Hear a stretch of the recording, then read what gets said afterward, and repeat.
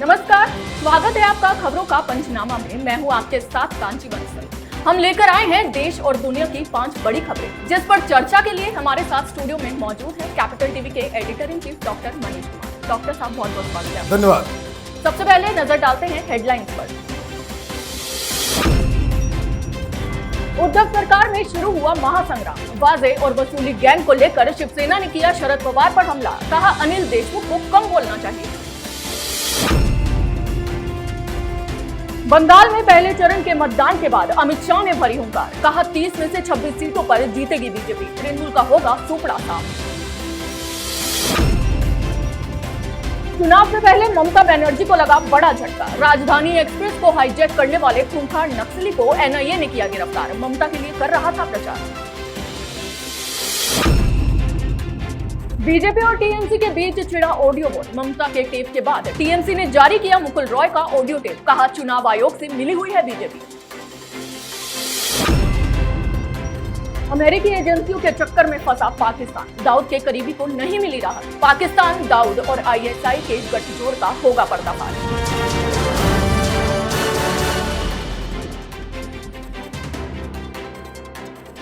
नजर डालते हैं पहली खबर पर। महाराष्ट्र में सियासी हलचल खूब तेज है। गृह मंत्री अनिल देशमुख पर अब शिवसेना नेता संजय राउत ने बड़ा हमला बोला है। शिवसेना के मुखपत्र सामना में संजय राउत ने अनिल देशमुख के खिलाफ बहुत बड़ी बात कही है। राउत ने कहा है कि देशमुख को गृह मंत्री का पद गलती से मिल गया। उन्होंने आगे कहा कि मुंबई पुलिस आयुक्त के दफ्तर में बैठकर सचिन वाजे वसूली कर रहा था और गृह मंत्री को इनकी जानकारी नहीं होगी। राउत ने यह भी कहा कि आखिर एक एपीआई लेवल के अधिकारी सचिन वाजे को इतने अधिकार किसने दिए, यही जांच का विषय है। डॉक्टर साहब, अचानक संजय राउत के सुर क्यों बदल गए हैं? देखिए, ये दरअसल राजनीतिक उठापटक है। दरअसल अमित शाह से कल रात शरद पवार और उनके बहुत ही करीबी लीडर प्रफुल्ल पटेल की मीटिंग हुई अहमदाबाद में। उसके बाद से महाराष्ट्र की राजनीति में एक दूसरी प्रकार की हलचल शुरू हो गई है और उसका नतीजा ये है कि शिवसेना ने सीधे सीधे शरद पवार के ऊपर हमला कर दिया। लेकिन जिस तरह के तर्क सामना में छपे हैं, जो शिवसेना कह रही है, जो संजय राउत बता रहे हैं, वो बहुत ही बचकाने तर्क हैं। दरअसल जो सवाल पूछा जा रहा है कि एक अदना सा पुलिस इंस्पेक्टर इतनी बड़ी जिम्मेदारी और इतना नज़दीकी और इतना बड़ा काम वो कैसे कर रहा था, तो ये अधिकार उस सचिन वाजे को किसने दिया? क्या गृह मंत्री सो रहे थे? तो ये सवाल तो पलट करके शिवसेना से पूछा जाना चाहिए कि इस अदने से पुलिस इंस्पेक्टर के लिए उद्धव ठाकरे क्यों पैरवी कर रहे थे पिछली सरकार में देवेंद्र फडणवीस के सामने। इस अदने से पुलिस इंस्पेक्टर के लिए क्यों 3 मंत्री देवेंद्र फडणवीस के पास पैरवी लगा रहे थे कि इसको वापस ले आया जाए।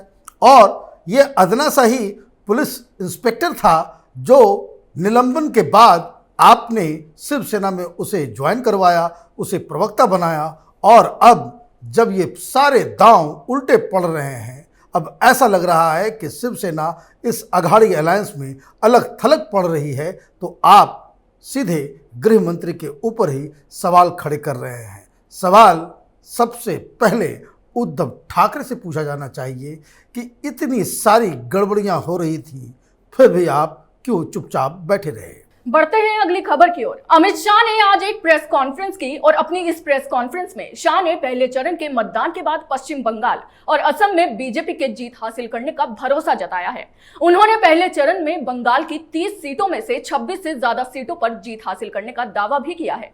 शाह ने कहा है कि असम और बंगाल पहले चुनावी हिंसा के लिए जाने जाते थे। इस बार दोनों जगह मतदान शांतिपूर्ण हुए हैं और ये दोनों राज्यों के लिए शुभ संकेत भी हैं।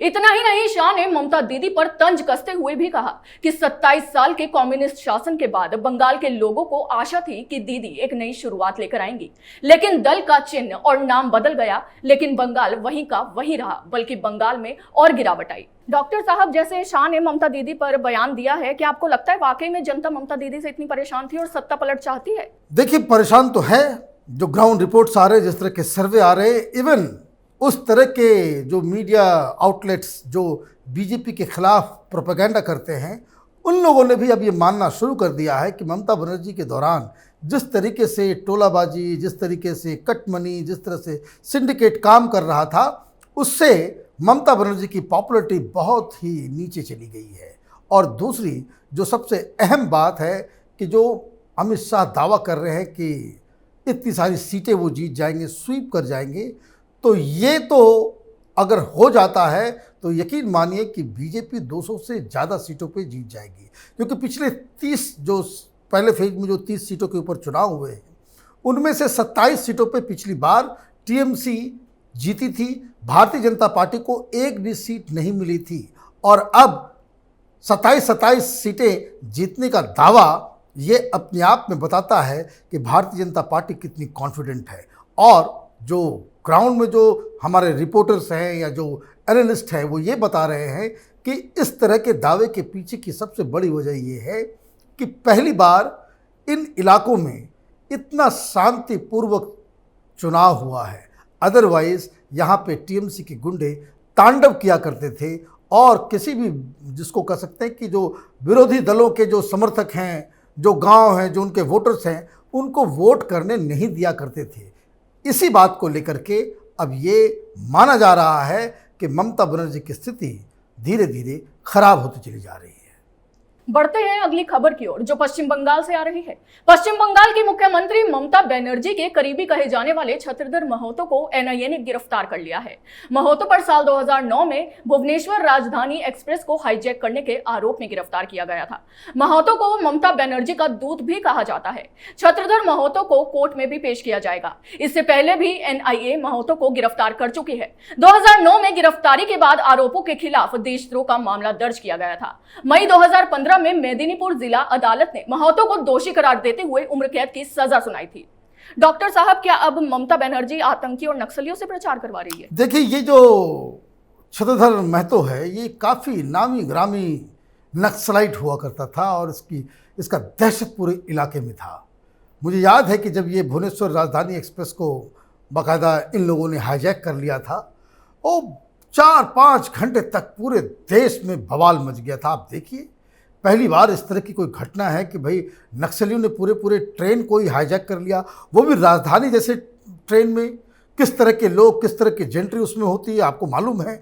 और उसके बाद किसी तरीके से ट्रेन को तो छुड़वा लिया गया, लेकिन उसके बाद से छत्रधर महतो एक आइकन सा बन गया। ये एक नक्सलाइट है और देश विरोधी गतिविधियों में ये शुरू से लिप्त रहा।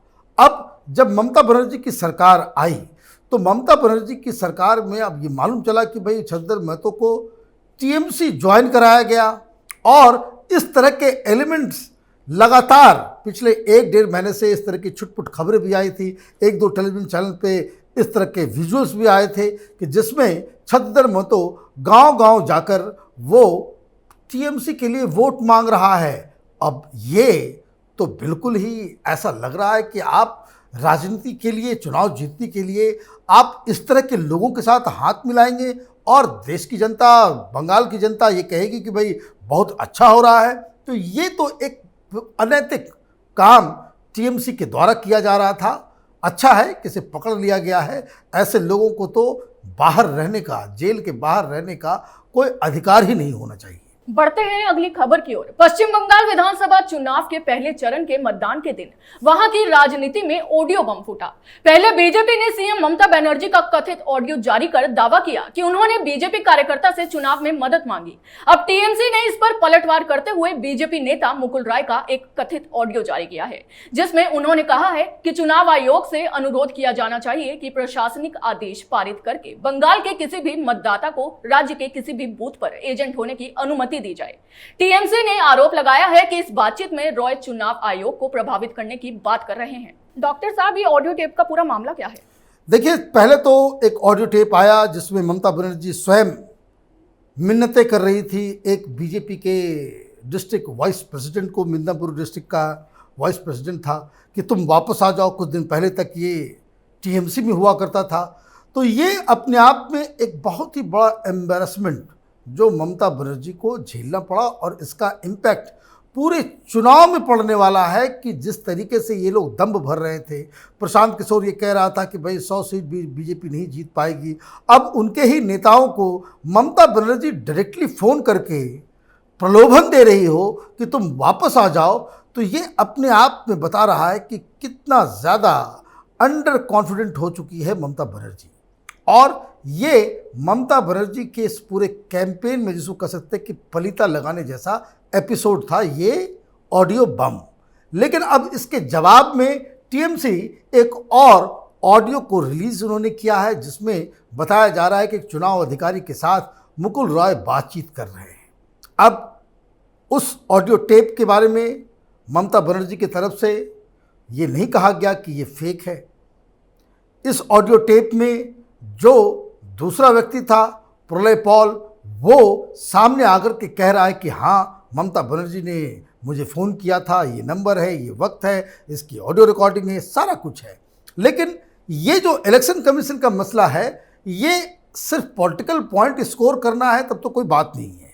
अदरवाइज अगर ये कोई एक सीरियस मसला है, इस पे कोई कानूनी कार्रवाई के लिए अगर सोचा जा रहा है तो इसमें बहुत सारे लूप होल्स हैं, फिर इसकी ऑथेंटिसिटी के ऊपर और बाकी चीज़ों के ऊपर बातचीत होगी। लेकिन इसमें कंटेंट क्या है, उसमें तो ममता बनर्जी बीजेपी के एक डिस्ट्रिक्ट वाइस प्रेसिडेंट के छोटे से लीडर के सामने गिड़गिड़ाती हुई नजर आ रही थी। और यहाँ पे क्या बातचीत हो रही है, यहाँ पे बातचीत हो रही है एक चुनाव अधिकारी के साथ बीजेपी के ऑफिस बेरर मुकुल रॉय की, जो ये कह रहे हैं कि बहुत सारे प्रॉब्लम्स हो रहे हैं और ये जो कानून है इसमें कुछ बदलाव, एक वो सजेशन दे रहे हैं और ये सजेशन इलेक्शन कमीशन के मानने या नहीं मानने के ऊपर था।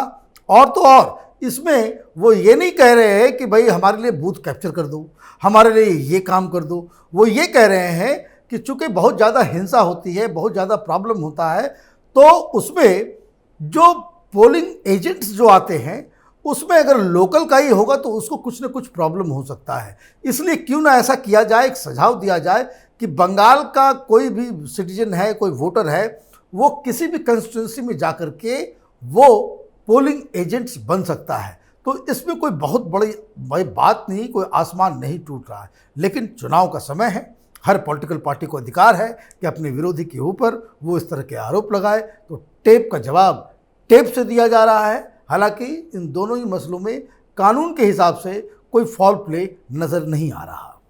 आज की आखिरी बड़ी खबर पाकिस्तान के आतंकी कनेक्शन को लेकर है। America underworld don Dawood Ibrahim के करीबी जाबिर मोतीवाला को लंदन से प्रत्यर्पण करवाने वाली है, जिसका विरोध पाकिस्तान की सरकार कर रही है। भारतीय एजेंसियों का कहना है कि लंदन में पाकिस्तान उच्चायुक्त के अधिकारियों को मोतीवाला के वकीलों के साथ देखा गया है। पाकिस्तान की मुसीबत यह है कि अगर मोतीवाला को अमेरिकी एजेंसियां अपने पास ले लेती हैं तो उसके जरिए दाऊद, पाकिस्तान, आईएसआई और पाकिस्तानी आर्मी की पोल पट्टी खुल जाएगी। डॉक्टर साहब, कौन है ये जाबिर मोतीवाला? पाकिस्तानी सरकार इसे बचा क्यों रही है?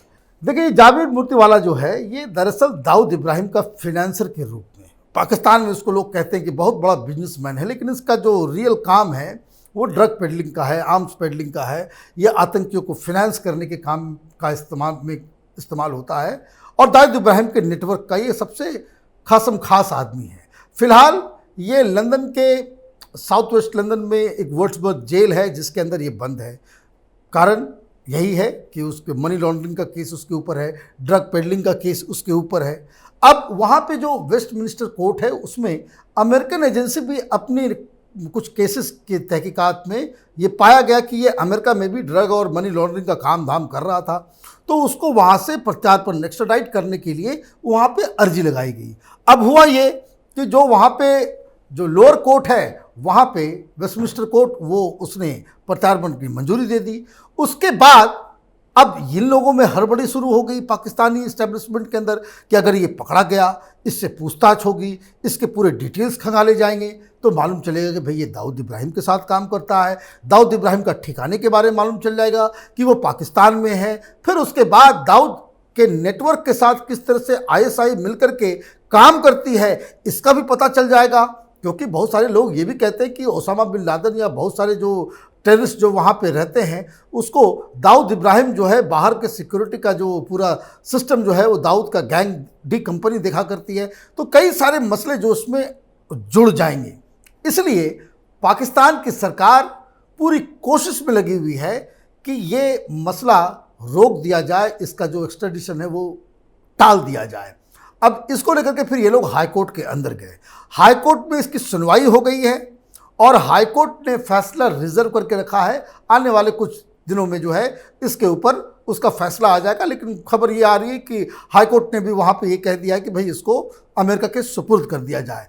अब जैसे ही ये होगा तो यकीन मानिए कि चूंकि ये दाऊद इब्राहिम मुंबई हमले का वो एक बहुत बड़ा आरोपी है, उसका नाम है उसमें, तो ये कई सारे terrorism, drug peddling, money laundering और इस तरह के कई सारे जुर्मों का जो इंटरनेशनल लेवल पे ये काम कर रहा था वो एक्सपोज हो जाएगा।